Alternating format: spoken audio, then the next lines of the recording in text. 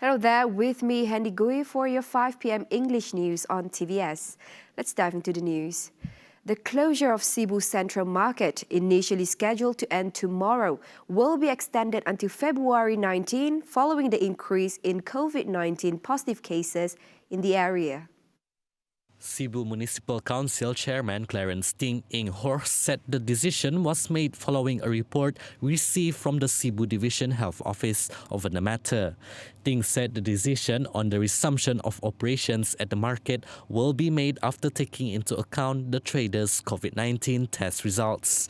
The Sibu Central Market, which has over 1,100 retail spaces, was closed from February 2nd to 3rd and from February 8 to 14 for the same reason. Two new variants of the SARS-CoV-2 virus or coronavirus have been detected in Sarawak, according to Health Director General Tan Sri Dr. Noor Hisham Abdullah. In a post on his official Facebook page, Dr. Noor Hisham said, however, there was currently no evidence to show that the B1470 and B1160 variants from the state had a higher level of infectivity. He said based on a report by University Malaysia Sarawak, the first variant B1470 is likely to have come from Indonesia, which has a 67.7% similar strain, although its true origin had yet to be determined. He added that the virus has the D614G mutation, which is found in almost the majority of the SARS-CoV-2 strains out there. Meanwhile, on the B1160 variant, Dr. Noor Hisham said it has been commonly found in European countries since July 2020, starting from France at 11.2% and is now dominated by Denmark at 28%, Switzerland at 15.4% and the United Kingdom at 17.2%, which has spike mutations D614G and S477N. Right. An independent research and advocacy organization commended the government for its recent decision to include foreign nationals residing in Malaysia into the national COVID-19 immunization program. Founder and Chief Executive Officer of the Galen Centre for Health and Social Policy, Astro Muhammad Khalib, said in a statement that it was the right decision by the government and in line with the good public health practices. Astro said that in order to reopen economic sectors, rebuild livelihoods and position Malaysia as a safe and responsible destination for investors, tourists and other countries, an all-inclusive strategy that leaves no one behind is necessary. He added that ensuring that as many people are vaccinated against COVID-19 without discrimination, bias or preference is a public health strategy towards achieving the objective of herd immunity. It was reported on Thursday that the government had agreed to roll out the national COVID-19 immunization program at the end of this month, with all foreign citizens residing in Malaysia also receiving free vaccines. Priority will be given to Malaysia's citizens, while the details and schedule for vaccination of foreigners will be announced later. The government's quick initiatives have allowed Malaysia's economy to record high GDO growth and fare better than projects by international organizations. According to Finance Minister Tengku Datuk Seri Zafrul Tengku Abdul Aziz, the country's economy has shown various signs of recovery in the year 2020. Tengku Zafrul said the GDP decline of 1.7% in December 2020 was better than 4.0% decline the previous month. According to him, this reflects the effectiveness of the government's proactive measures under the Kita Prihatin economic stimulus package, which were channeled in Q4 2020, such as the Prihatin Special Grant 2.0, Wage Subsidy Program 2.0, and Bantuan Prihatin Nasional 2.0. The unemployment rate had also declined to 4.8% for November and December 2020, compared to the highest unemployment rate of 5.3% 10% in May. He noted that although the implementation of the Conditional Movement Control Order in December had affected labor market activity, WSP 2.0 and BPN 2.0 had helped alleviate the financial constraints of the people and businesses. Now moving on, Local Government and Housing Minister Dato Sri Dr. Sim Kui Hian urged the people in Sarawak to work together and join the vaccination program. The state government aims to accelerate the national COVID-19 vaccination program in Sarawak in order to complete the process by August instead of February next year.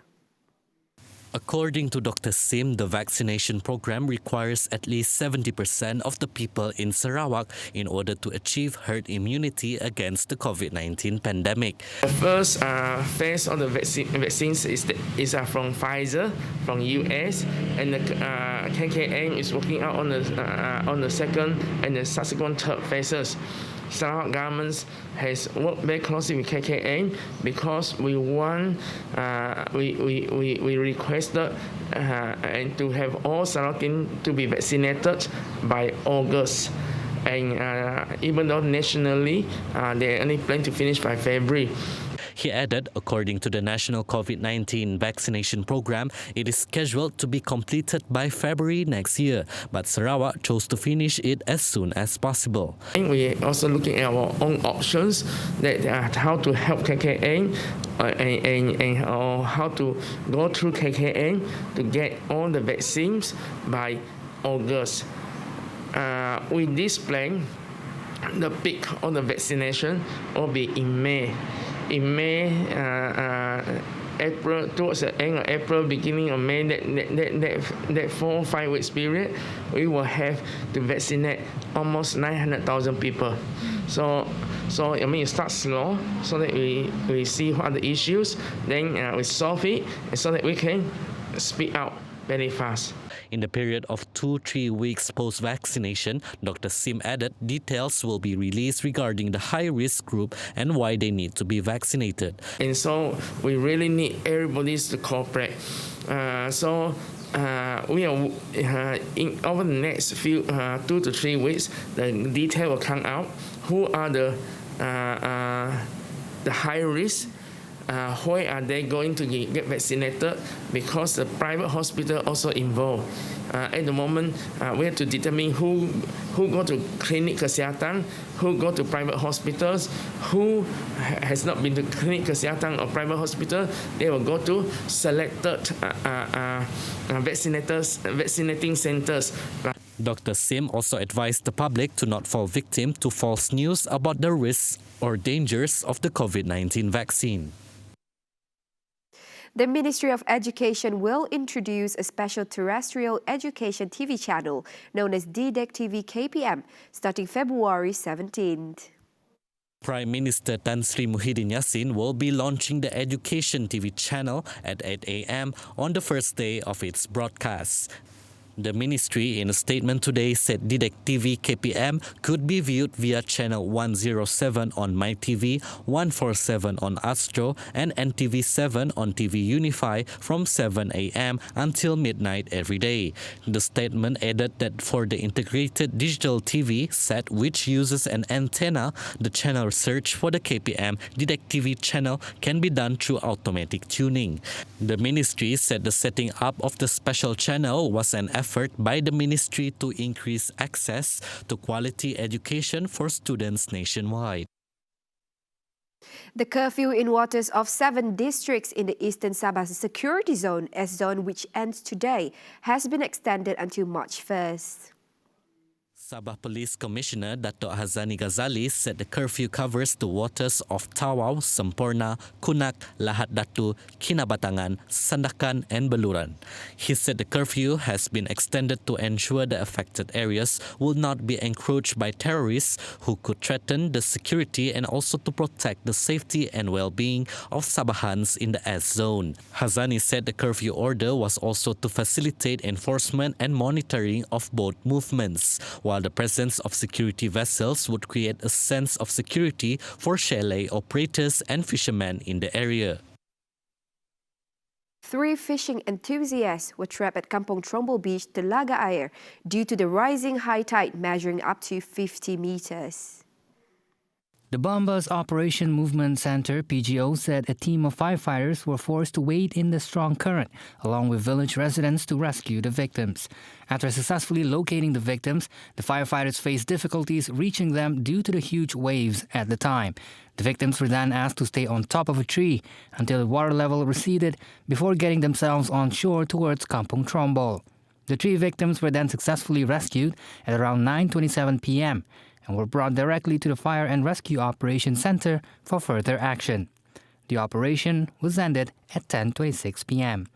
The Bombas Operation Movement Center received a distress call from the victims at 2:56 p.m. on Friday, before a team of Tabuan Jaya Fire and Rescue personnel was dispatched to the scene. The 3 victims hailed from different villages. 30-year-old Norazi Bahar came from Kampong Tanjong Bundong, 31-year-old Azrol S. Obeng from Kampong Selang, and 27-year-old Muhammad Shahril Tomuri from Kampong Siol Kandis. And that concludes our 5 p.m. English news on TVS. Don't forget to tune in for the Nightline at 11:30 p.m.